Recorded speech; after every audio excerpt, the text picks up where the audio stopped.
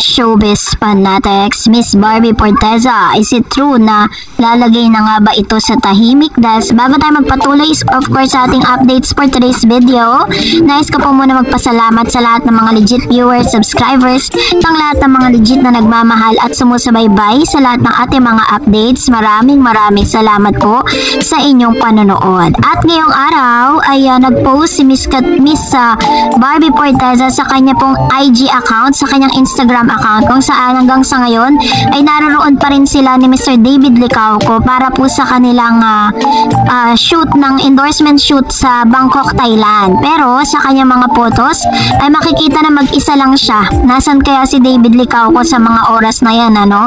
Dahil kasama niya po yung kanyang glam team.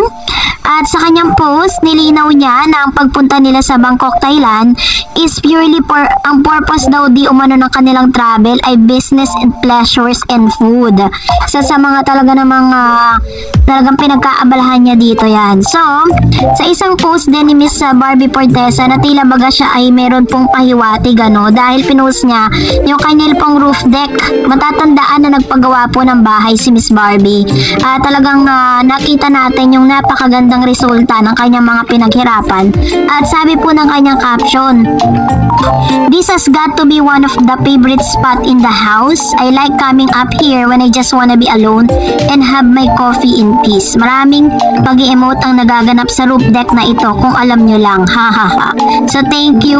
Ayan, pinasalamatan niya for making this space for more comfortable to hang out with your good quality outdoor sofa set. Bongga kayo. Ayan. So dahil po sa post na ito, nabuo tuloy ang ilan sa mga intriga, no, na ano daw ba ang pinag-i-emote nitong si Miss Barbie Forteza sa kanilang roof deck. So marami po ang nag-question, marami po mga nagtatanong at talagang naiinip na kung kailan daw di umano na lalagay sa tahimik ang isang Barbie Forteza. Kasi kung sa age po ang pagbabasihan, talagang nasa right age na po siya. Ganon din naman ang kanya pong boyfriend na si Mr. Jack Roberto.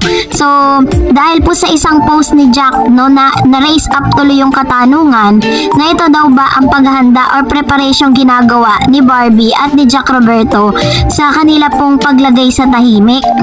So marami nga rin po ang talaga namang natuwa dahil sa mga magagandang nangyayari sa kanilang dalawa kahit po sila hindi magkasama or may kanya-kanya silang mga love team, katulad po si Miss Barbie ngayon na ang kanyang partner ay si Mr. David Licauco na talagang sinusuportahan ng mga Barda fans kahit po meron siyang boyfriend na si Mr. Jack Roberto. So sa isang post nga ni Mr. Jack Roberto, ipinakita niya dito, no, yung kanya pong dream house na pinapagawa. Jack Roberto, a well-known actor in the Philippines, has recently inspired his fans and followers on Instagram. Jack uploaded a series of photos of his dream house construction this year. In the photos, Jack's new home boasted of a modern design and interior which look posh. Many netizens and even celebrities then greeted Jack on his new accomplishment this year. Si Jack Roberto po is a Filipino actor, has inspired his fans and followers after showcasing sa construction of his new home on social media. So dahil po dito ay hindi na nga po maiwasang matanong tuloy sa comment section si Mr. Jack Roberto na kung ito na ba yung tinatawag nilang dream house ni Miss Barbie Forteza at handang-handa na ba talaga sila na lumagay sa tahimik. Yan po ang ilan sa mga katanungan doon sa kanyang IG. So, in the comment section, tons of netizens and even celebrities congratulated Jack on his new feat. So, dahil po dyan ay talagang ito po yung isa sa pinakamaganda at talagang masasabi mo na isa sa mga parang regalo ni Mr. Jack Roberto para sa kanyang sarili for how many years na siya po ay nasa showbiz industry. So, sa ngayon ay maayos po ang relasyon ni Miss Barbie Forteza, Jack Roberto, kahit po may kanya-kanya silang mga love team or kung kani-kanino kasi pinapartner itong si Mr. Jack Roberto at talagang nag-boom din, no, ang karera nitong si Miss Barbie At kamakailan na uso din po yung anti-selos nitong si Mr. Jack Roberto. So, dahil dyan, congratulations Mr. Jack Roberto and Miss Barbie Forteza. And for that, narito naman ang ilan sa mga komento ninyo patungkol naman sa ating latest updates. Medyo may mga negatibo at positibo tayong natanggap na mensahe mula sa mga viewers. Sabi ni Miss Petronilia Salvador, hindi mo matanggap na maghiwalay kayo ni David. Sino ang may kasalanan? Ikaw, post ka ng post sa boyfriend mo, walang kwentang magsama na kayo. Medyo galit si Mamshi dito And sabi niya pa, hindi na nakakatuwa ang pinagagagawa ni Barbie. Post ng post, nakakawalang gana. Mabuti pa maghiwalay na sila. Kasi sinasabi dito kasi ni Mamshi Petronilia, while they are having a parang project together ni Mr. David Licauco, ang request sana ng mga fan na wag muna mag-post si Miss Barbie Forteza ng mga sweet moments nila, sweet photos nila ni Jack.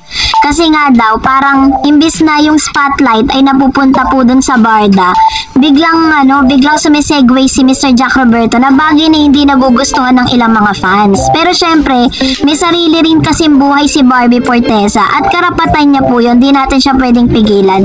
Sabi ni guest person, wow, ibang level ka na Miss Darreds, hindi ka na-cut din na nakatutok para mag-update ng nangyayari sa kanila, pati tong barda ina-update mo na rin. Okay yan Miss Darreds, nagle-level up ang yung vlog. Always support lang kami sa'yo. Keep up the good work and God bless. Thank you po Mr. Guest Person sa inyo pong komento. Actually, hindi lang talaga ang cut din ang ina-update ko. If you're going to check on my channel, marami na talaga siya. Pero nag-focus lang tayo sa cut din.